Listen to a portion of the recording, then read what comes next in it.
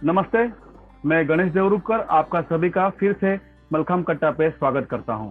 आज सभी को पता है हमारा विषय ही कुछ अलग है, मलखांब कोरियोग्राफी। अभी मलखांब खेल ये एक खेल के माध्यम से सबके सामने आ रहा है और ये कोरियोग्राफी, ये वर्ड मलखांब से क्यों जुड़ रहा है और इसका मलखांब के लिए क्या हम लोग को उपयोग है, इसके लिए क्या बेनिफिट मिलेगा और कैसे मलखांब खेल को हम लोग ज्यादा से ज्यादा सुंदर, आकर्षित और कैसे हम लोग उसको इम्प्रेसिव परफॉर्मेंस सबके सामने रखेंगे, इसके बारे में हम लोग बातचीत करेंगे। कुछ अलग विषय लेके लोगों के सामने आने का एक छोटा सा प्रयास मलखांब कट्टा कर रहा है। लेकिन हमारे साथ जो गेस्ट जुड़े हैं वो तीनों भी एक अलग, बहुत ही अनुभवी गेस्ट है। तो मैं उनके बारे में जानकारी पहले देता हूं, उसके बारे में बाद हम लोग क्वेश्चन आंसर के ऊपर जाएंगे। सबसे पहले हमारे साथ जुड़े हैं, वो दोनों भी हस्बैंड वाइफ है। उनके बारे में बताने में मुझे बहुत गर्व फील हो रहा है। उमाकांत साहू और सुजाता रॉय, ये दोनों भी बहुत ही अच्छे मलखांब खिलाड़ी है और उन्होंने दोनों ने भी नेशनल्स खेला हुआ है, ओडिशा से बिलोंग करते हैं और नेशनल्स में उन्होंने दोनों ने भी मेडल लिया हुआ है। अभी ये दोनों नेशनल खिलाड़ी होके भी हमारे साथ क्यों जुड़े हैं, ये प्रश्न शायद सभी को हो सकता है, क्योंकि ये नेशनल खिलाड़ी के साथ भी ये बहुत अलग अलग जगह पे मलखांब का डेमोन्स्ट्रेशन, शोज, लाइव परफॉर्मेंस उन्होंने किया हुआ है, इंडिया और इंडिया के बाहर भी। तो गर्व फील होता है कि ये मलखांब का बहुत ही अच्छे से प्रचार और प्रसार कर रहे हैं। उसके साथ ही जो टैलेंट शोज है, जैसे कि अलग अलग इंडियाज गॉट टैलेंट है और अलग अलग talent shows, Odisha talent show है, बहुत सारे टैलेंट शोज मैं बताते बैठूंगा तो बहुत इनकी बड़ा बायोडाटा उन्होंने भेजा है। उसमें से बहुत सारे टैलेंट शोज उन्होंने जीते हुए हैं, विनर्स है। और उसके साथ ही इंडियाज गॉट टैलेंट में वो लोग सेमीफाइनल तक पहुंचे हैं। फिर और कुछ ऐसे ऐसे टैलेंट शोज है जिनके नाम सुन के आप हक्का डक्का हो जाएंगे, उनके मुंह से ही सुनेंगे क्या क्या उनकी थोड़ी सी अचीवमेंट है, क्योंकि कुछ चीज मेरे से भी रह जाएगा। तो सुजाता जी और गुना सर, आपका नाम मुझे पता है, सब आपको प्यार से और रिस्पेक्ट से गुना बोलते हैं। तो सुजाता जी, गुना सर, आप दोनों का भी मलखांब कट्टा पे स्वागत है।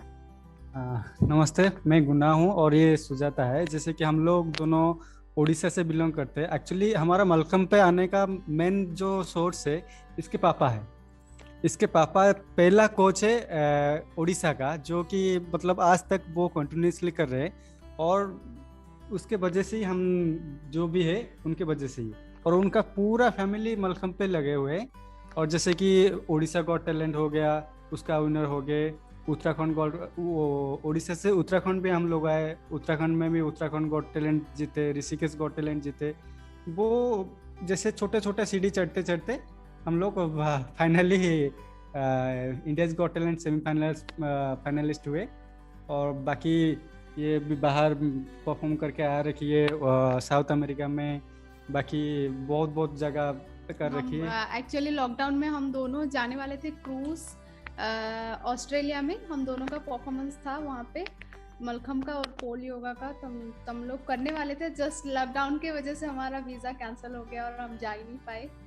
तो नहीं तो वो बहुत ही बड़ा अचीवमेंट था हम दोनों के लिए, वहाँ पे जाके परफॉर्म करना। तो ऐसे ही हम लोग मलखांब अभी भी करते हैं और करते जाएंगे आगे भी। बहुत बहुत धन्यवाद दोनों का यहाँ पे मलखांब कट्टा पे आने के लिए। आपके पिताजी मधुसूदन रॉय, जिन्होंने आपको मलखांब सिखाया है, इनका परिचय मैंने पिछले, जो भी आपकी छोटी सिस्टर आई थी मलखांब कट्टा पे, श्रीलता रॉय, जो लड़कियों ने पोल मलखांब करना चाहिए कि नहीं, वो विषय लेके आए थे और उन्होंने भी अच्छे से हमारे साथ बातचीत करके हमारे जो भारत की महिला है, लड़कियां है, उनको अच्छा प्रेरित किया था। तो आपके साथ बात करने में बहुत अच्छा लगेगा। आज के हमारे साथ जुड़े हुए दूसरे जो गेस्ट है, उनका परिचय करने के लिए मुझे बहुत गर्व फील होता है। जो मेरा बहुत अच्छा दोस्त है महेश गोड़े, जो मुंबई से बिलोंग करता है और मेरे यहाँ पे ही रहता है। बहुत ही अच्छा डांस परफॉर्मर है, बहुत ही अच्छे से करता था।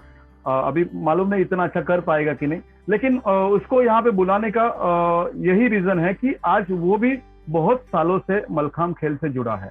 उसने इतने अच्छे लेवल में मलखांब नहीं खेला है, लेकिन उसने बहुत ही अच्छे लेवल में मलखांब के लिए सोचा है। मलखांब के लिए अच्छे दिन आने के लिए उसने अपना पूरा दिल जान लगाया हुआ है और मलखांब इंडिया से लेके बहुत सारे ऐसे जो टैलेंट शोज करते हैं, प्रोफेशनली, उनके साथ वो जुड़ा हुआ है। और जो परफॉर्मेंस हम लोग स्टेज पे देखते हैं, और वो स्टेज पे परफॉर्मेंस के पीछे वाले, बोलते हैं ना, पर्दे के पीछे कई कलाकार में से एक कलाकार जो महेश है, उसके साथ भी हम लोग बातचीत करेंगे। महेश, आपका मलखाम कट्टा पे स्वागत है, और मैं आपको विनती करूंगा कि आप भी थोड़ा मलखाम कट्टा पे अपनी थोड़ी आपके बारे में थोड़ा सा बताइए। नमस्ते सर, नमस्ते गेट्स। मलखाम से जुड़ना, मेरे मेजर दोस्त है जो राजेश आमराड़े हो गए, हमारे गणेश सर हो गए, इनसे मैं बहुत पहले से जुड़ा हुआ हूँ, तो उनकी वजह से मेरा मलखाम के साथ एक कनेक्शन हुआ है। और मेरे बहुत सारे फ्रेंड्स हैं जो मलखाम परफॉर्मेंस की तरफ जाने लगे, तभी से उन्होंने मेरे को अप्रोच किया और तभी से मैं मलखाम से जुड़ा और फिर उसकी कोरियोग्राफी से जुड़ गया। तो मलखाम से रिलेटेड मेरा बेसिक यही इंट्रोडक्शन। बहुत बहुत धन्यवाद महेश जी। और आपने इंडिया के बाहर भी जाके आपके टीम के साथ परफॉर्मेंस किया, कोरियोग्राफी के लिए आप गए हुए हैं, ये भी मुझे पता है। तो इसी तरह से मलखाम खेल से जुड़े रहो। आज जैसे जैसे हमारे मलखाम के हाथ बढ़ेंगे, उतना मलखाम खेल बढ़ने वाला है। सभी की जरूरत हम लोग को है। तीसरे गेस्ट की मुझे नहीं लगता कि यहाँ पे कुछ परिचय करके देने की जरूरत है। 40 साल से भी ज्यादा उनके पास कोचिंग का अनुभव है, और इस कोरियोग्राफी के सेशन के लिए उनको बुलाने का यही रीजन है कि आज इस खेल को आगे लेके जाने के लिए ये भी एक विजन हमारे पास, सभी खिलाड़ियों के पास मलखाम कोचेस के साथ होना बहुत जरूरी है। जब भी इस सत्र के बारे में बातचीत महेश अटाले सर, जो मेरे कोच है, इनके साथ मैं कर रहा था कि ये विषय सर हम लोग को लेके जाना चाहिए, तभी पहला नाम श्रेयस मस्कर सर का आया। क्योंकि बोलते हैं ना कि कठपुतली जैसे किसको नचाना है और कैसे नचाना है, सब डोर कोच के हाथ में होती है। तो उसी तरह से आज वो किसी खिलाड़ी का परफॉर्मेंस लोगों के मन में, दिल में, आंखों में भर के आए, इसके लिए जो विजन होता है कोच के पास, वो विजन के बारे में हम लोग बातचीत करेंगे। शायद इसका बहुत बेनिफिट हमें होगा। श्रेयस सर, आपका मलखाम कट्टा पे बहुत बहुत स्वागत है। मेरा मलखाम के साथ जो संबंध है, मैं मेरे उम्र के 6वें साल से मलखाम के साथ जुड़ा हूँ। आज मैं 57 हूँ, मतलब हो गया 50 साल तो मैं मलखाम के साथ हूँ और मलखाम के लिए काम करता हूँ। और क्या, मेरे खाने में मलखाम है, मेरे सोने में मलखाम है, मेरे सोच में मलखाम है। बहुत बहुत धन्यवाद। और मुझे लगेगा जितने आपने, आपके रग रग में मलखाम है, जितने आपके दिल में मलखाम है, वो पूरा मलखाम आज मलखाम कट्टा के माध्यम से सब लोगों के पास लेके जाने की एक छोटी प्रयास मैं कर रहा हूँ। पता नहीं इसका आउटपुट कितना अच्छा होगा, लेकिन विश्वास है कि ये अगर विजन थोड़ा सा ये भी पॉइंट ऑफ व्यू अगर रखेंगे तो मलखाम खेल हमारा इंडियन खेल है, लेकिन उसको जो ग्लैमर चाहिए, उसको जो हमारे खेल को जो प्रसिद्धि चाहिए या जो ग्रोथ चाहिए, इसके लिए ये थोड़ा सा इसके बारे में भी सोचना जरूरी है।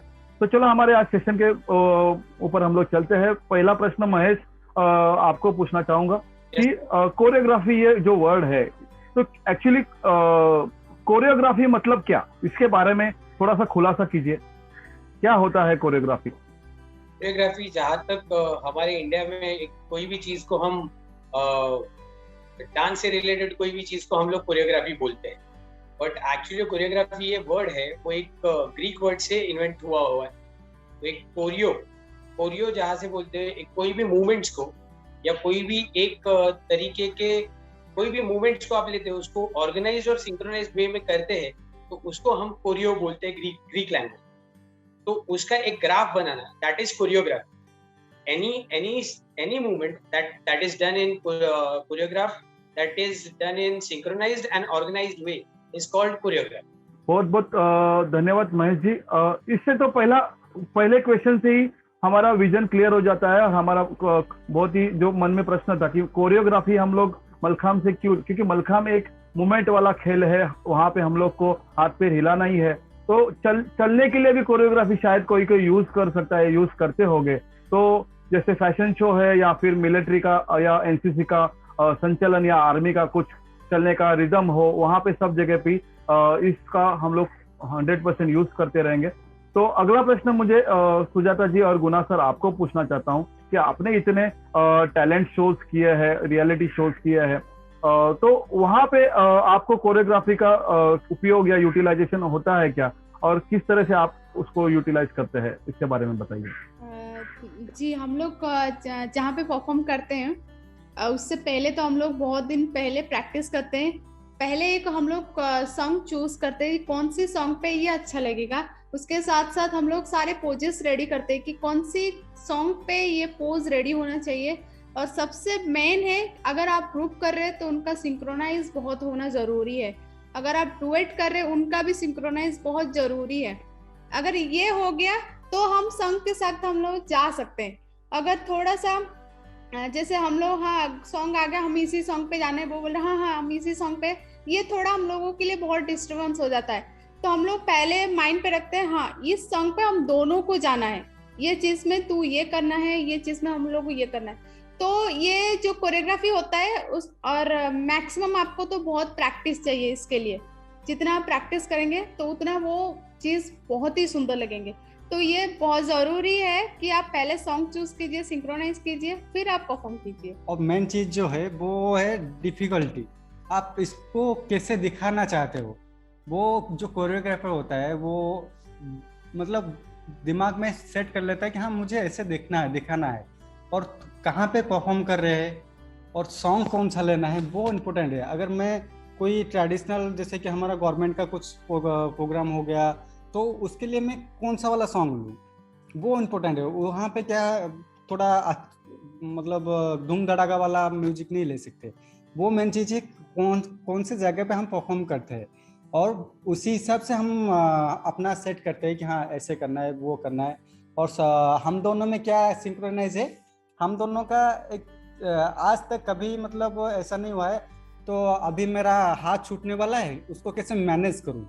वो सबसे बड़ी बात है कि म्यूजिक चला गया और मेरा मतलब इवेंट नहीं हुआ तो उसको कैसे मैनेज करना है, वो सबसे बड़ी बात है। कभी कभी हम दोनों का ऐसा होता है, कोई डिफिकल्ट करते हैं तो मेरा हाथ फिसलने लगता है तो मैं उसको ऐसा कुछ इशारा दे देता हूँ कि हाँ मेरा फिसलने वाला है, 50% फिसला है कि 60% फिसला है हाथ। और वो इशारा सामने वाला को नहीं दिखना चाहिए, वो जरूरी बात है। वो जरूरी है कि हाँ चलो ये इसका हाथ फिसल रहा है तो मैं कुछ और पोजेस ले लूं ताकि ऑडियंस और जो भी जजमेंट होते हैं उनको ना दिखे ये चीज। हम अपने अंदर ये कोऑर्डिनेट कर देंगे तो वो जरूरी है। चलो, बहुत ही अच्छे से आप दोनों ने आंसर दिया है। मेरा तो प्रश्न बहुत ही आसान था कि शो या डेमोन्स्ट्रेशन में कोरियोग्राफी का क्या संबंध है। आपने तो पूरा कोरियोग्राफी कैसे करना बता दिया और आपने वीक पॉइंट भी बता दिया कहाँ पे आप गलतियां करते हो, तो शायद वो कैसे छुपाना है। ये भी एक स्किल होती है कि आज लोगों को वो पता नहीं चले। लेकिन मलखाम खेल ऐसा है ना, आप उस पे चढ़ जाओ, लोग देखते रहते दंग हो जाते हैं। और उसको अगर ये कोरियोग्राफी यार ये ऐसा कुछ एक आस्पेक्ट मिला या इसको अगर हम लोग जोड़ लेंगे तो शायद मलखाम खेल और सुंदर हो जाएगा। बहुत बहुत धन्यवाद दोनों का। अगला प्रश्न श्रेय सर आपको जाता है और ये सत्र में आपका बहुत बड़ा रोल है कि तो आज जिस तरह से खेल बढ़ रहा है, कंपटीशन लेवल में खेल जिस तरह से आज जिस मुकाम पे पहुंच गया है, वर्ल्ड कप आपने देख लिया कि पिछले बार वर्ल्ड कप हमने सबने मलखाम में मुंबई महाराष्ट्र में ऑर्गेनाइज हुआ था बहुत बड़े लेवल में। उसके साथ खेलो इंडिया में भी आज मलखाम खेल आया है। तो जिस तरह से कंपटीशन लेवल का मलखाम खेल दिख रहा है या बढ़ रहा है, तो कोरियोग्राफी कंपटीशन मलखाम के लिए सच में जरूरी है क्या सर? श्रेय सर आपको इस प्रश्न का जवाब देने की जरूरत ही नहीं है, क्योंकि महेश सर ने जो बताया कि कोई भी मूवमेंट जो प्लान की जाती है, कौन से मूवमेंट के बाद कौन सी मूवमेंट होगी, ये जो प्लान किया जाता है दैट इज कॉल्ड कोरियोग्राफी। हम लोग कॉम्पिटिटिव सेट जो बिठाते हैं वो सेट को एक लय होना चाहिए, एक रिदम होना चाहिए, कभी उसका रिसेंडो होना चाहिए, कभी वो शांत गति में चलना चाहिए। ये एक तय ही होना चाहिए। मतलब ये परफॉर्मिंग आर्ट है, ये कंपटीशन है, उसके साथ ये परफॉर्मिंग आर्ट है। और हाँ, अभी हम लोग अलग अलग किस्म देखते हैं, लेकिन हम जैसे जैसे पीछे पीछे जाएंगे तब अपने को ऐसा लगता है कि नाट्य शास्त्र, उसमें डांस, म्यूजिक, एक्सरसाइज, मलखाम, मतलब एक्सरसाइज में मलखाम आ गया, ये सब एक ही चीज का ये है। जो भी परफॉर्मेंस होता था भगवान को समर्पित किया जाता था, उत्सव में वो दिखाया जाता था। ये छोड़िए कि अपन समझो जोर भी मारते तो हैया उप्पा, श्री रामा, ऐसे बहुत सारे रिदम के ऊपर ही अपने सब एक्सरसाइज चलते हैं। इंडियन फिजिकल कल्चर ये पूरे रिदम के ऊपर है। और जब हम लोग मलखाम का सेट करते हैं, हम लोग एक कॉम्पिटिटिव परफॉर्मेंस सेट करते हैं, तो उसको एक रिदम होना जरूरी है। उसमें 2-3 चीजें हैं। एक तो आपका दिखने के लिए बहुत अच्छा दिखता है, और वो रिदम के साथ आपको मस्कुलर मेमोरी में वो सेट को डालना बहुत आसान होता है। मतलब एकाध कविता हम लोग समझो खाली पढ़ने के लिए कठिन हो जाती है, लेकिन उसको समझो धुन बनाएंगे, उसको एक समझो लय देंगे, तो राइम होने में, वो याद रखने में बहुत आसान होता है। मैं मेरे जितने भी स्टूडेंट का सेट बिठाया है, तो वो एक कोई ना कोई तो म्यूजिक ट्यून के ऊपर, सिंफनी के ऊपर, गाने के ऊपर ही सेट बिठाने की कोशिश करता हूँ। वो रिदम उनके दिमाग में रहेगा तो ही वो आसानी से हो जाएगा। अब ये रिदम ये कुछ भी हो सकता है, मतलब मतलब उसको कोई इंडियन म्यूजिक चाहिए, या तबला ही चाहिए, तंबोरा ही चाहिए, वेस्टर्न म्यूजिक नहीं चलेगा, ऐसा कुछ नहीं।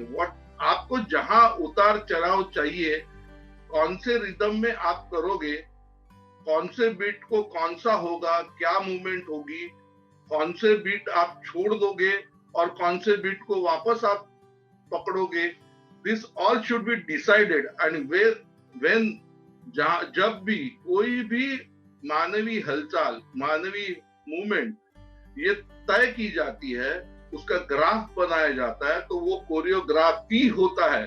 मतलब 26 जनवरी का परेड हम लोग देखेंगे तो हर एक अपने अपने अलग अलग तरीके से उनका वॉकिंग सिस्टम है, अलग अलग बटालियन का अलग अलग वॉकिंग स्टाइल है, वो रिदम है, वो रिदम, वो चलते हुए रिदम को भी अपने को देखने को मजा आता है। So this is a performing art, और परफॉर्मिंग आर्ट की कंपटीशन है, इसलिए उसमें कोरियोग्राफ होना ही चाहिए। बहुत बहुत धन्यवाद श्रेयस सर। अभी इतने आप हक से और जितने कॉन्फिडेंस से आप बात कर रहे हैं, तो मुझे लगता है कि आपका कॉन्फिडेंस इतने 40 साल का है, इसमें तो जो हमारा आज का विषय है तो बहुत ही आज का विषय सबको हेल्प करेगा। आप ही को मेरा अगला प्रश्न जाता है श्रेयस सर, कि जिम्नास्टिक्स का थोड़ा सा असर मलखाम के ऊपर हुआ है, या मलखाम के जो रूल्स रेगुलेशंस है वो जिम्नास्टिक्स से हम लोगों ने लिया है, और फिर मलखाम खेल आगे धीरे धीरे बढ़ते गया। तो ये कोरियोग्राफी ये अपने भारत से ही निर्माण हुआ है कि कहाँ देश विदेश से आया हुआ है? इसके बारे में आप क्या बताओगे कि ये भारत का ही आत्मा है कि फॉरेन का है? कोरियोग्राफी ये कोई विदेशी और स्वदेशी भाग नहीं है। कोरियोग्राफी ये नाम जो ग्रीक से आया होगा, लेकिन नृत्य दिग्दर्शन ये हमारा ही है। मतलब वो कोई भी कहाँ भी मानव जाति जहां भी जन्मी हो, अभी वो नाम ग्रीक रहेगा, नाम इटालियन रहेगा, लेकिन वो है ही। हमारे फोक डांस में कोरियोग्राफी है, हमारे हर एक झरना बहता है उसमें भी कोरियोग्राफी है। एक आध आदमी समझो झाड़ पे चढ़ता है, उसका भी रिदम समझो, वो झाड़ पे चढ़ते टाइम समझो रिदम में नहीं चढ़ेगा तो वो अचीव नहीं कर पाएगा। और समझो आप जिम्नास्टिक का बात करेंगे तो एक बेला कारोनीन बोल के बहुत बड़े कोच है, जिन्होंने नादिया कोमाने से उनको दिखाई दिया, और बाद में उनके पास करीबन 30 ओलंपिक मेडल्स है। उनके कहने से ऐसा है कि what is the gymnastic set? Gymnastic set is sung by song by your body. मतलब अपने शरीर से एक आधा गाना गाने की चीज मतलब जिम्नास्टिक का सेट है।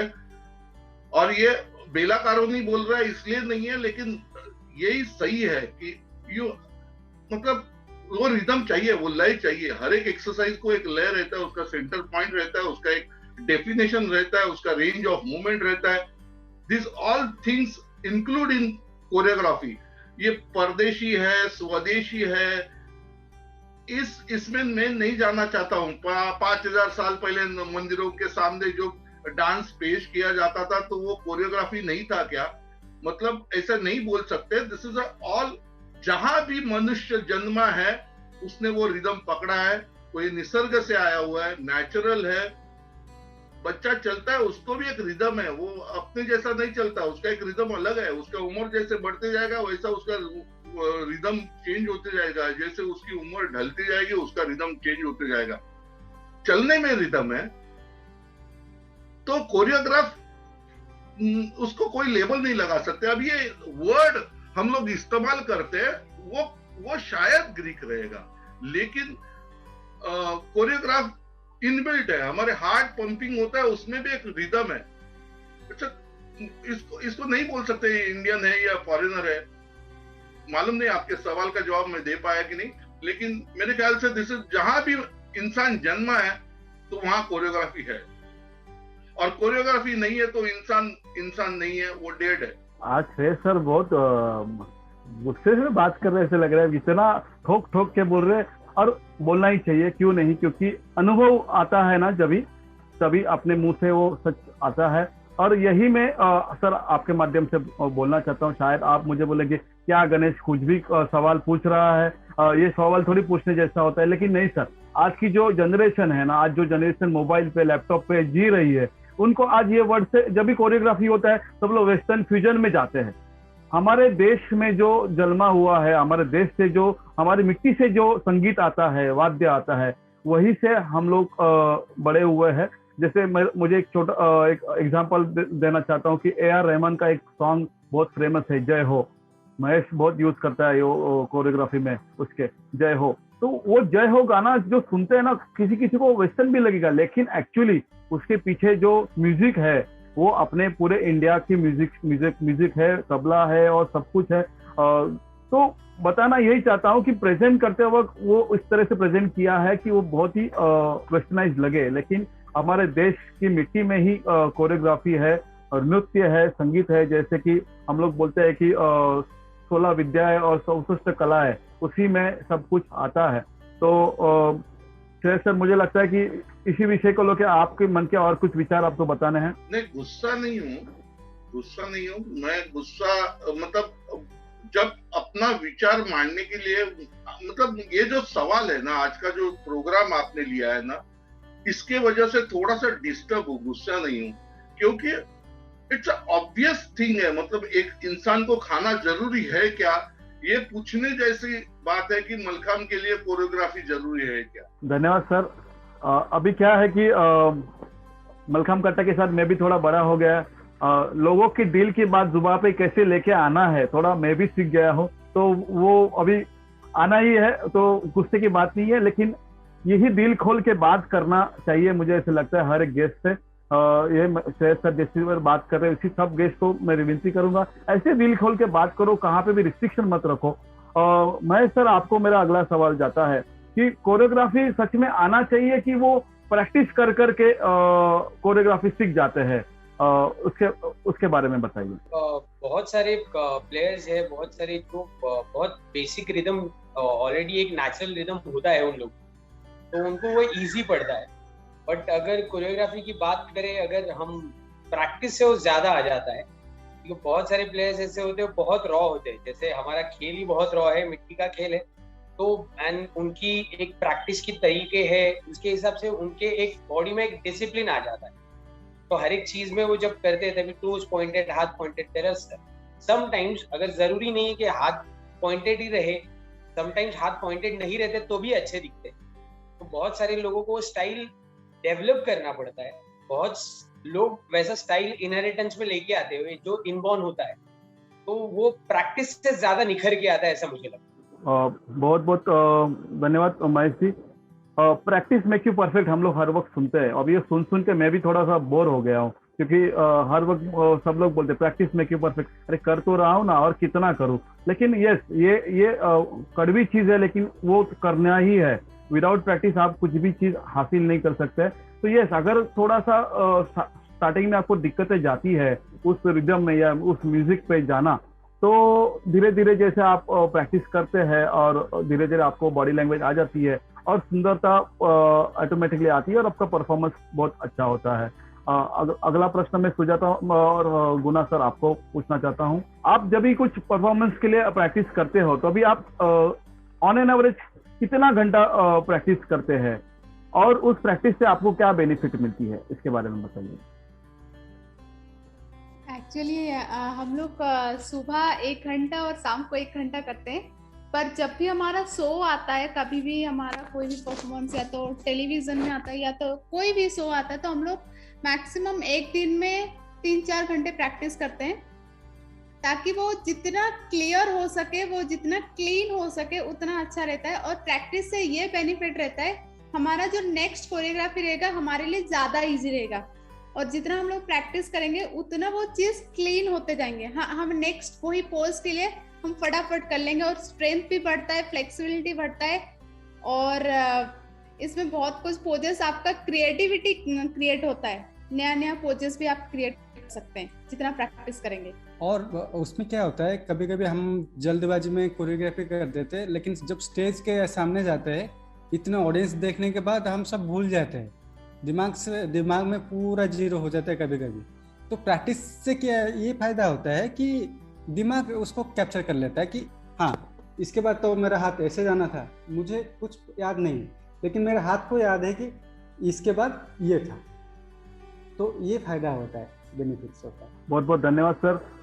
यही हम लोग को प्रैक्टिस सिखाता है कि भले हमारा दिमाग भूल जाता है लेकिन हमारी बॉडी लैंग्वेज वो भूलती नहीं है। बहुत सारे ऐसे खेल है या बहुत सारे ऐसे मूवमेंट है, जैसे साइकिल चलाना, स्विमिंग करना। 20 साल के बाद भी किसी ने पानी में फेंका तो भी हम लोग शायद 50 मीटर नहीं तैर पाओगे, लेकिन तैर के बाहर तो आ सकते हैं या साइकिल चला सकते हैं। ऐसी बॉडी लैंग्वेज एक आ जाती है, नेचुरल बॉडी लैंग्वेज हो जाती है, जो करना आसान होता है। महेश सर, आपको प्रश्न पूछना चाहता हूँ कि आपने इतने लेवल पे मलखांब नहीं किया, लेकिन अच्छे अच्छे खिलाड़ियों के साथ आपने कोरियोग्राफी किया है, करवाते हो, तो आप इतने कितने घंटे प्रैक्टिस करवाते हो, और उस रिदम में या उस म्यूजिक का इस्तेमाल करके आप जब भी प्रैक्टिस करवाते हो तो मलखांब खिलाड़ियों को उसका कुछ फिजिकल बेनिफिट होते वक्त आपने देखा है?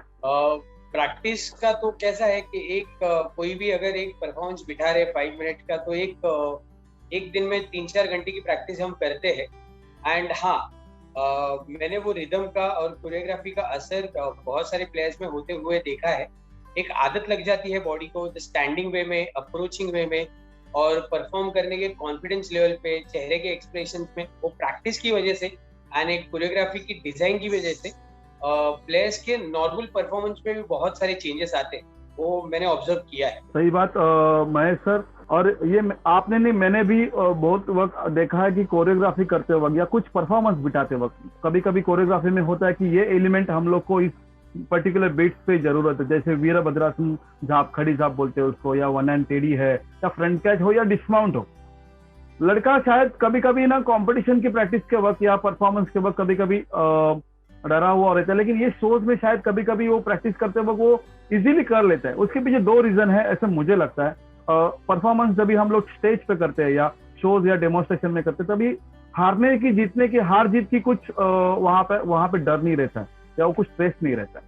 शोज में यस, ऑडियंस का डर या ऑडियंस का प्रेशर होता है, लेकिन अगर समझो गलती हो गई तो सजा बहुत बड़ी नहीं होती है। ज्यादा से ज्यादा क्या होगा, हम लोग कुछ वहां पे परफॉर्मेंस करते बोले अच्छे से नहीं हुआ, आप गिर गए, लेकिन वो प्रैक्टिस करते वक्त वो इतना अच्छे से कर लेता है कि वो परफॉर्मेंस करते वक्त 100% वो एलिमेंट अच्छे से करता है, और वो शायद उसी से उसका कॉन्फिडेंस लेवल भी बूस्ट होते रहता है और रिपीटेशन भी ज्यादा होती है।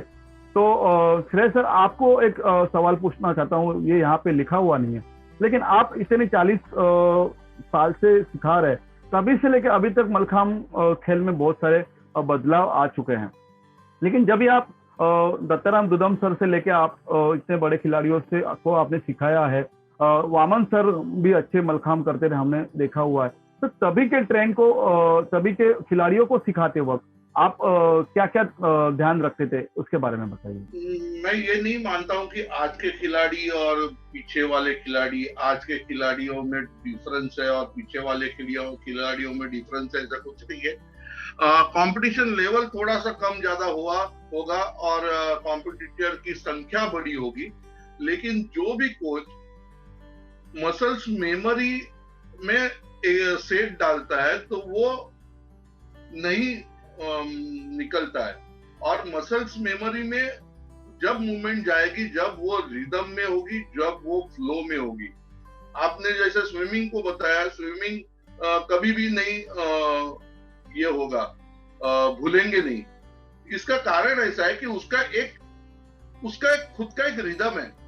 वो खुद का रिदम वो मसल्स मेमोरी में जाता है। साइकिलिंग का उसका एक खुद का रिदम है, वो मसल्स मेमोरी में जाता है। उसका रनिंग करने का मसल्स मेमोरी में जाता है। दैट रिदम तो आपको आपके मस्कुलर मेमोरी में आपकी मूवमेंट्स डाल देता है, इसलिए वो रिदम है। मतलब गए 40 सालों से जिन लोगों को भी मैं कॉम्पिटिटिव सेट बिठाया है, नहीं तो अभी भी कोई भी मुझे पूछता है, मैं बोलता हूँ कि एक गाना सिलेक्ट करो, जो भी गाना आपको अच्छा लगता है, जो आपके सेट के साथ जाता है, आप वो गाने को गुनगुनाओ, बार बार गुनगुनाओ। वो गुनगुनाते हुए आप सेट करो, आपका वो जाएगा ही जाएगा। आप सेट के पहले समझो आप सैराट का गाना ले रहे हो, तो सैराट का गाने का खाली 2 वर्ड भी आपने सेट के पहले स्टार्ट कर लिया अपने दिमाग में कि आपका रिदम चालू हो गया, और आप कोई भी रिदम भूलते नहीं हो अपने को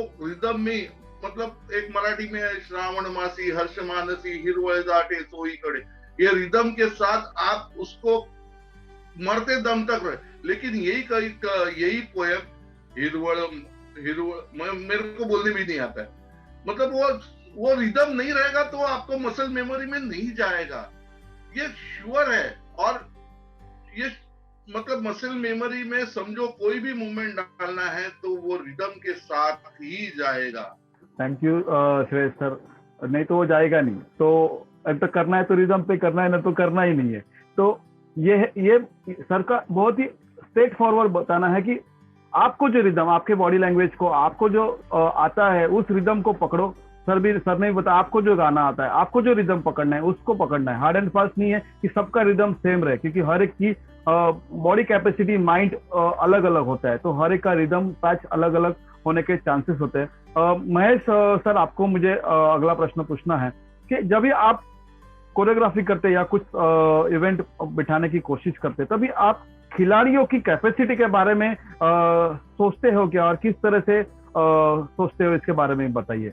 कोई भी इवेंट के लिए या कोई भी परफॉर्मेंस के लिए जब भी कोरियोग्राफी करते हैं तो सबसे फर्स्ट क्राइटेरिया वही होता है कि कौन कौन प्लेयर्स परफॉर्म कर रहे हैं और उनके बुक्स में उनके पास कौन से एलिमेंट्स है, कौन से मूवमेंट्स है, कौन सी झाप है, कौन से माउंट है, वो पहले एक बार मुझे देखना पड़ता है, या फिर मेरे पहचान के प्लेयर्स है तो मुझे ऑलरेडी पता होता है। तो एवरी एक परफॉर्मेंस बिठाने के पहले हम एक गाना सेट कर दें। एक गाना सेट होता है, उसके बाद में उसमें कौन सी जगह पे कौन सा मूवमेंट बेस्ट दिखेगा, और उसके बाद ये जगह पे एक मूवमेंट बेस्ट दिखेगा तो दूसरी जगह पे दूसरा दिखेगा। उसका एक पूरा एक कोरियोग्राफी रेडी हो जाता है।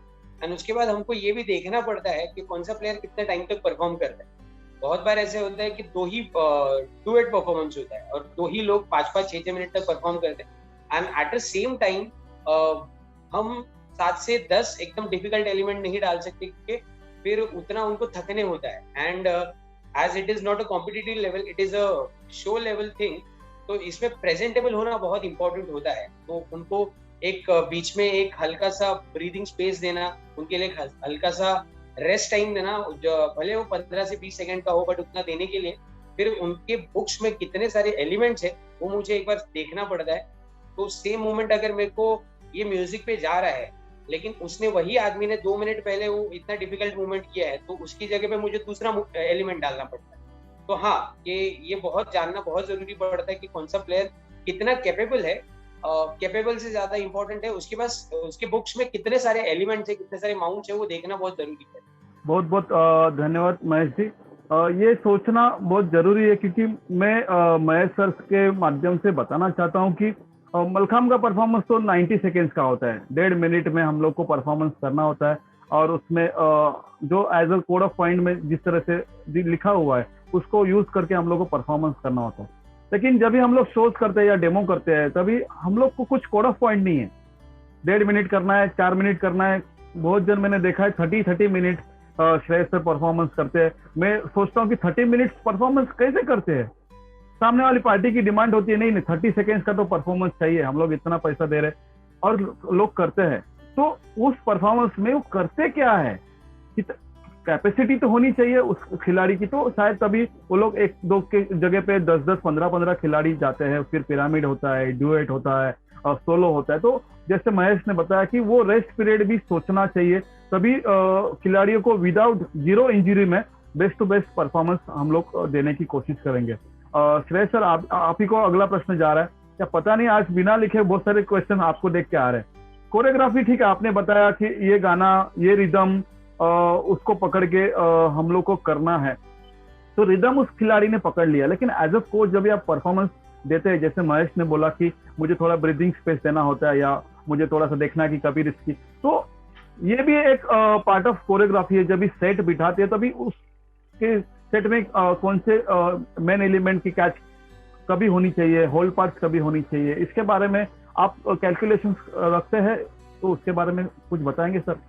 हाँ, इसका कैलकुलेशन करना ही पड़ेगा कोच को, वहाँ करना ही पड़ता है।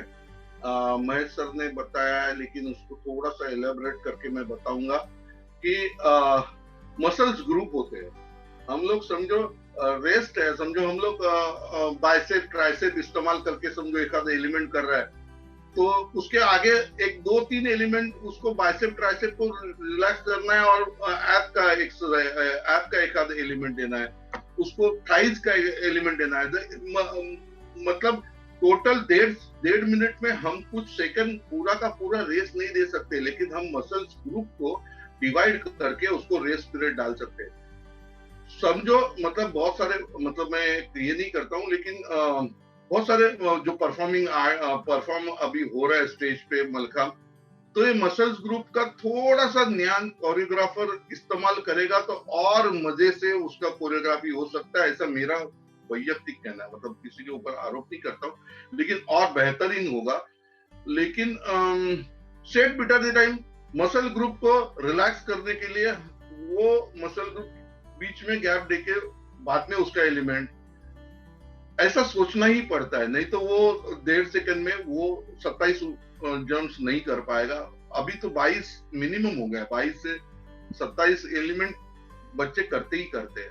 सो वो स्पीड है, लेकिन स्पीड होने के बाद भी स्पीड और जल्दी, इसमें बहुत फर्क है। मतलब मैं बता नहीं सकता, मतलब मुझे कुछ चीज उठानी है तो जो स्पीड से उठानी ऐसे नहीं उठानी है, मतलब उसको एक रिदम ही है। स्पीड को भी रिदम है, स्लो को भी रिदम है, उसको हर एक को रिदम है। और मसल ग्रुप को आप रिलैक्सेशन में डालोगे तो आपको रिलैक्सेशन मिलता ही मिलता है। मतलब ये जरूरी है कि कंटिन्यूअस एक ही मसल ग्रुप के एलिमेंट करने के बाद वो आदमी थक जाएगा और उसके बाद में समझो दूसरा एलिमेंट आएगा तो वो परफॉर्म नहीं कर पाएगा। इसलिए बहुत सारे सेट में हम लोग देखते हैं कि मसल ग्रुप के ऊपर लोगों ने सोचा नहीं है, और सेट एक एलिमेंट के बाद दूसरा एलिमेंट, दूसरा एलिमेंट के बाद तीसरा एलिमेंट उसने सीधे लाइन में किया है, लेकिन वो बच्चा वो परफॉर्मेंस करते टाइम हेजिटेशन हो जाता है, उसको बहुत उसके ऊपर लोड आता है, उसका हार्ट बीट बढ़ने लगता है। समझो वो उसका हार्ट बीट ज्यादा हो, पल्स रेट ज्यादा हो गया तो उसका ऑक्सीजन मसल्स के ऊपर नहीं जाता है, मसल्स बराबर परफॉर्म नहीं करते। इसलिए ये सवाल का जवाब ऐसा है कि हाँ, सेट बिठाते टाइम मसल ग्रुप को रिलैक्सेशन के बारे में सोचना ही पड़ता है और सोचना ही पड़ता है। तो जैसे बोला ना कि आपने कि एक के पीछे एक एलिमेंट बिठाते वक्त सेम मसल ग्रुप को यूज नहीं करना चाहिए, उसको रेस्ट के ऊपर हम लोग सोचना चाहिए। तो ऐसे एक दो कुछ एलिमेंट बताइए जो सेम मसल ग्रुप बिलोंग करते हैं, जो एक के पीछे नहीं होना चाहिए, तो खिलाड़ी अच्छे से बेहतर कर सकता है। अभी ये सवाल का जवाब ऐसा है कि मलखम्ब एक ऐसा खेल है कि उसमें मेजर मसल्स ग्रुप, मतलब अभी समझो बाइसेप उठाने के लिए, समझो मॉडर्न फिजिकल साइंस बोलता है बाइसेप उठाने के लिए, लेकिन मलखम्ब में ये टोटल बॉडी एक्सरसाइज क्यों कहा जाता है? क्योंकि हम लोग जो मसल्स काम में लेते हैं उसका मेजर इशू रहेगा कि नहीं रहेगा ये नहीं हो सकता है। एक एक एलिमेंट अलग अलग खिलाड़ी अलग अलग मसल ग्रुप इस्तेमाल करके परफॉर्मेंस करते हैं, तो इसके लिए वो लड़का कौन से मसल ग्रुप मेजरली वो एलिमेंट के लिए इस्तेमाल करता है वो देखे बगैर, मतलब समझो एक आध आदमी बजरंग पकड़ झाप बजरंग पकड़ कर रहा है, तो वो समझो एक आध लड़का स्विंग पे कर रहा है, एक आध लड़का अभी वामन जोशी है वो पूरे के पूरे ऐप के ऊपर उठता था, मतलब उसका स्विंग बहुत स्लो था, लेकिन उसका पैर आने के लिए जितना टाइम लगता था उतना ही टाइम स्पीड में कर रहा है। अभी केवल पाटिल करता है, अभी का उसका स्पीड ज्यादा है, वामन जोशी का स्पीड कम था, क्योंकि वो अभी स्विंग के ऊपर केवल कर रहा है, वामन पे ऐप के ऊपर कर रहा है। तो समझो वामन को मैंने बजरंग पकड़ के बाद में समझो कोटा सा ताकवाज दिया, तो उसके वो ऐप मसल ग्रुप को रिलैक्सेशन मिलेगा नहीं। लेकिन समझो मैंने केवल पाटिल को समझो स्विंग में वो बजरंग टू बजरंग करता है, उसके बाद में मैंने समझो उसको तबक फाड़ वेल डाला जो स्विंग के ऊपर मेजर लिए, तो वो मसल ग्रुप उसको रिलैक्स नहीं कर पाएगा। मतलब दिस इज डिफरेंट हर एक आदमी, क्योंकि ये जो परफॉर्मिंग आर्ट इनबिल्ट एक्सरसाइज है मलखाम जो है वो माइनर मसल्स को भी इस्तेमाल होता है, इसलिए हर एक स्टूडेंट के ऊपर हर एक प्लेयर के ऊपर उसके मसल ग्रुप डिफर होते हैं, इसलिए हम लोग नहीं बोल सकते क्या कर सकते हैं वो। बहुत बहुत धन्यवाद श्रेयस सर।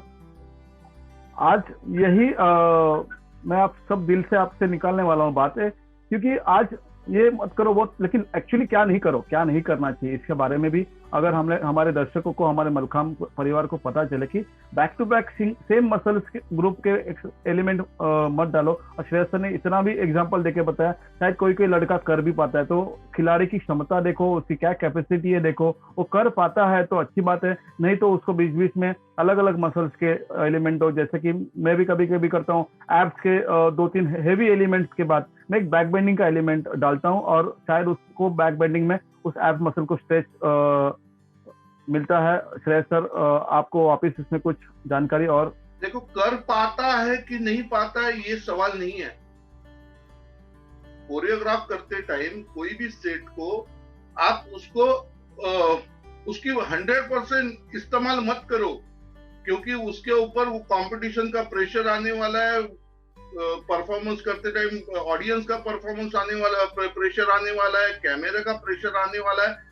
सो उसको वो प्रेशर बेयर करने के लिए भी जगह चाहिए, मतलब वो कर पाता है कि नहीं, that is not enough, that is right और रॉन्ग। उसके 80% नहीं तो 70% एबिलिटी के साथ वो कर पाता है कि नहीं, दैट इज इम्पोर्टेंट। चलो, अभी आज सबको अच्छा ज्ञान तो मिल गया कि क्या करना चाहिए और कितना करना चाहिए।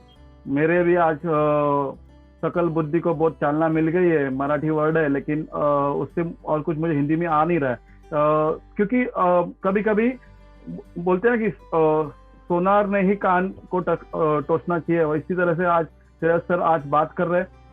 यही मैं आप आए हुए सभी अतिथिगण को भी बताना चाहता हूँ कि जब भी हम लोग परफॉर्मेंस करते हो या परफॉर्मेंस करने के लिए खिलाड़ियों को इस्तेमाल करते हो, खिलाड़ियों को हम लोग बताते, तभी उनका 100% यूटिलाइज करने जाएंगे तो शायद उस वक्त में, उस प्रेशर में वो कहाँ पे ठीक से नहीं कर पाएगा, और शायद नहीं भी कर पाए तो भी चलेगा, लेकिन खिलाड़ी को और आपको किसी को भी इंजरी नहीं आना चाहिए, इसके बारे में भी हम लोगों ने सोचना चाहिए। बहुत बहुत धन्यवाद श्रेयस सर।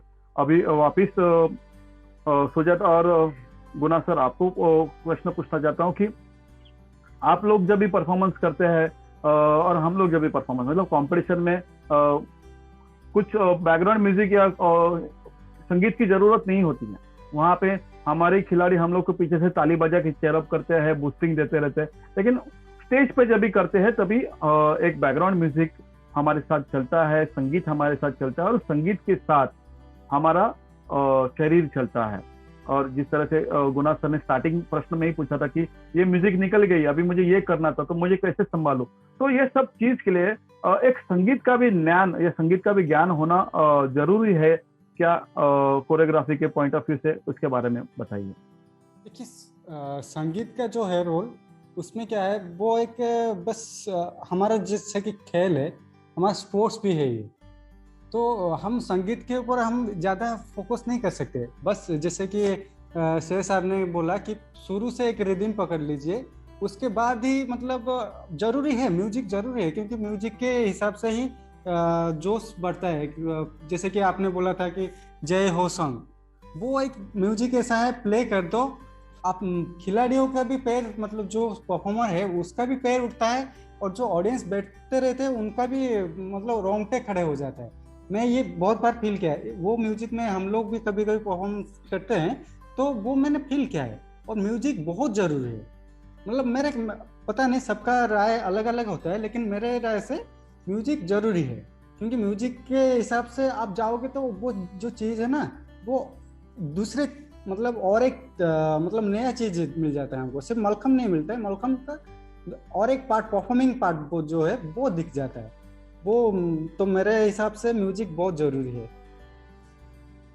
इस म्यूजिक जरूरी है, लेकिन प्रश्न ऐसा कि म्यूजिक का नॉलेज होना कितना इम्पोर्टेंट है। क्योंकि हम लोग जब भी शादी में अगर जाते हैं ना सर, तो ऐसे बहुत जन होते हैं जिनको संगीत का कुछ ज्ञान नहीं होता है, और उनका बीट्स भी अलग होता है, उनको देखने में बहुत मजा आता है। अच्छा डांसर को हम लोग कम देखते हैं, और ऐसे डांसर को हम लोग ज्यादा देखते हैं जो म्यूजिक किधर चलता होता है और वो कुछ अलग बीट्स पे चलता होता है। तो म्यूजिक का नॉलेज होना जरूरी है, ऐसा आपको लगता है? यही आपका आंसर है सर? जी जी, म्यूजिक का नॉलेज होना जरूरी है, क्योंकि हम लोग उसी हिसाब से परफॉर्म करेंगे। और ऊपर से हम लोग जब भी मलखम करते हैं, बेसिकली हम लोग ट्रेडिशनल के ऊपर, अगर हम लोग सॉन्ग के ऊपर अगर परफॉर्म करते हैं तो ज्यादा अच्छा रहता है। और ऊपर से वो गाने में जोश होना जरूरी है। जब गाने में जोश होंगे तभी ऑडियंस में जोश होंगे, तभी परफॉर्मेंस में जोश होंगे, देखने में जोश होंगे, ये जरूरी है। बहुत बहुत धन्यवाद दोनों को। और यही मैं सबको बताना चाहता हूँ कि ये भी एक बहुत ही जरूरी चीज है म्यूजिक का। हाँ, मैं एक चीज बोलना चाहती हूँ, जब भी हम रियलिटी शो में जाते हैं, कोई भी रियलिटी शो में हम लोग मलखम के लिए सिलेक्टेड हो जाते हैं, कोई भी स्टंट, इवन कोई भी स्टंट के लिए हम लोग, एरियल एक्ट हो, मलखम हो, स्टंट के लिए हम लोग जब भी रियलिटी शो में जाते हैं, जो कोरियोग्राफर्स होते हैं उनके माइंड पे ये नहीं होता है कि ये चीज क्या होता है। वो सिर्फ क्या करते हैं, गाना चूज कर लेते हैं, हाँ चलो तुम्हें ये म्यूजिक में यहाँ जाना है और वहाँ म्यूजिक में तुम्हें नीचे उतरना है। पर उनको ये हमारा राय है कि जब हम परफॉर्म करने खुद जाते हैं तो हमें डिसाइड करना है कि हमें, हाँ चलो उन्होंने बता दिया कि इस म्यूजिक में, हम एक बार करके उनको बताना चाहिए, चलो ये हमें ये म्यूजिक पे नहीं आता है, हमें दूसरा म्यूजिक पे आना पड़ेगा। क्योंकि स्टंट जो होता है वो थोड़ा लेट में आता है, वो इतना जल्दी जल्दी में आएंगे तो हम तो पूरा जाएंगे, नीचे ही पड़ जाएंगे।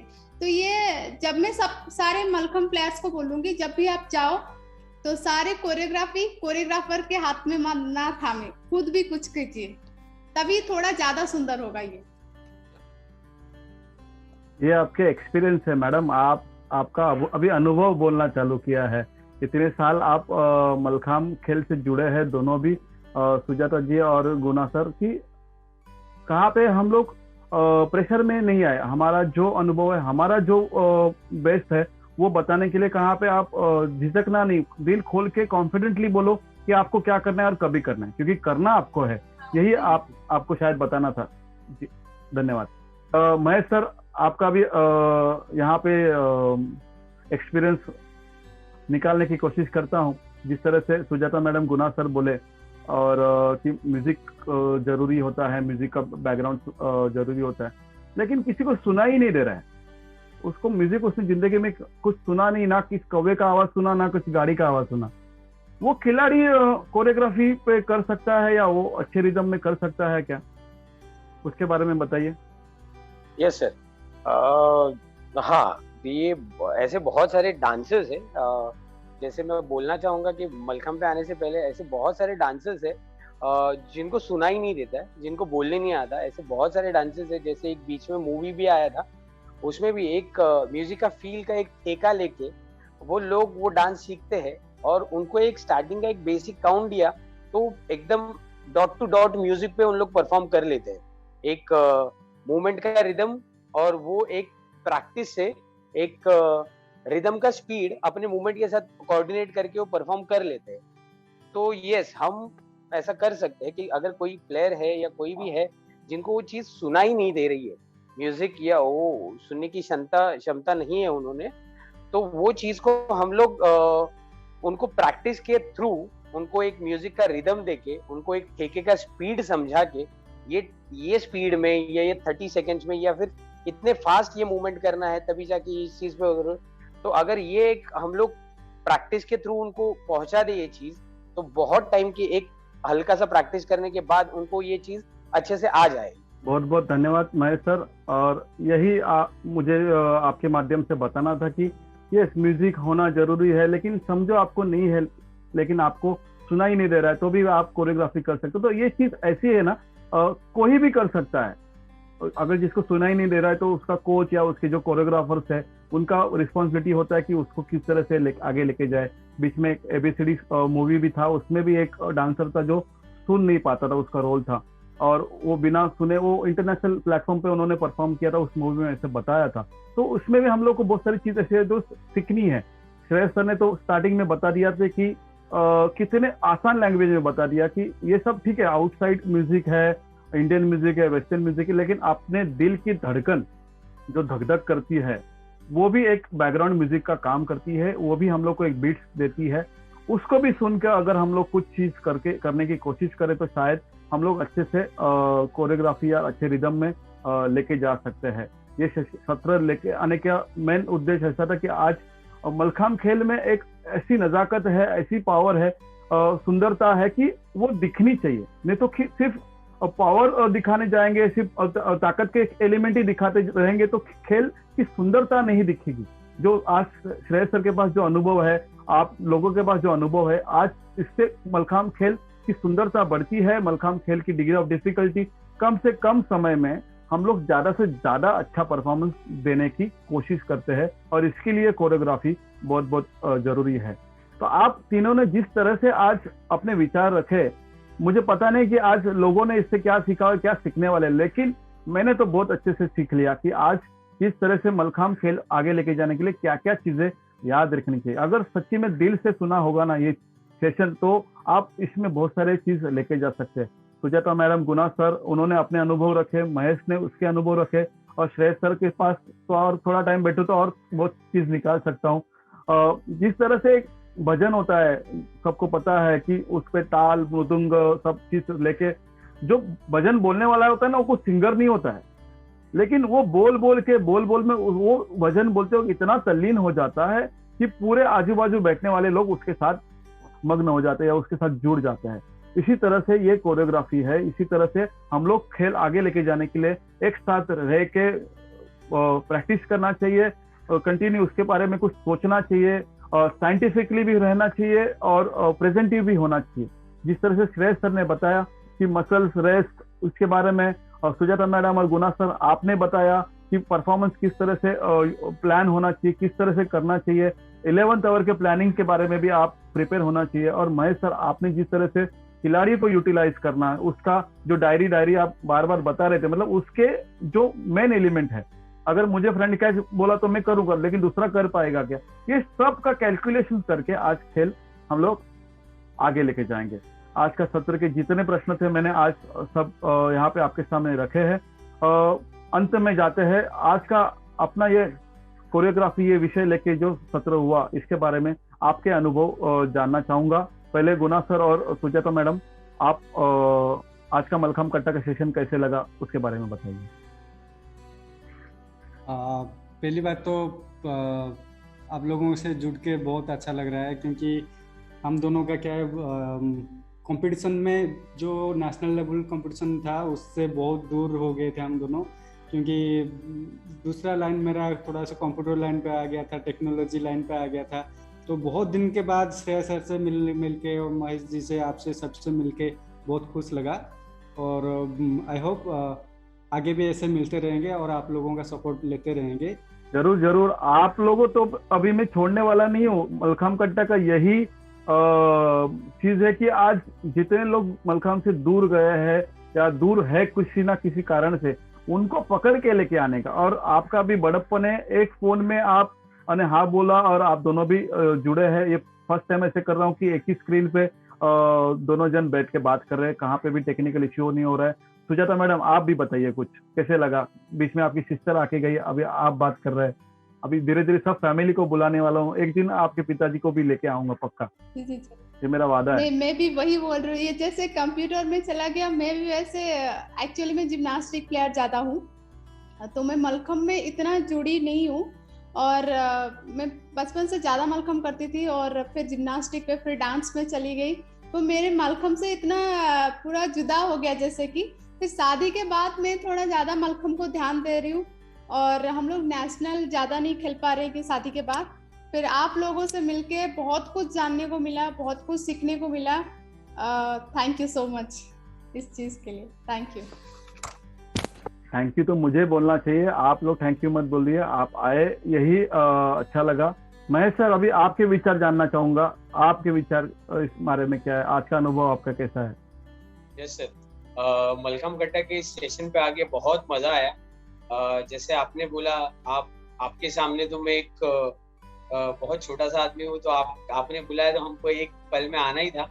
बहुत मजा आया यहाँ पे आके, और बहुत जैसे सुजाता मैडम है, गुना सर है और श्रेयस सर, तो बहुत बड़ी बात होगी हमारे लिए। उनके लाइन में बैठ के मैं यहाँ पे क्वेश्चन आंसर का जवाब दे रहा हूँ, तो ये तो मेरे लिए श्रेयस सर के साथ बैठ के यहाँ पे बात करना हमारे लिए बहुत बड़ी सौभाग्य की बात है। सो ये उपलब्धि करने के लिए सर, गणेश सर को तहे दिल से धन्यवाद। मजा आया सर, मजा तो अभी और आएगा, इसके आगे भी आपको आना है।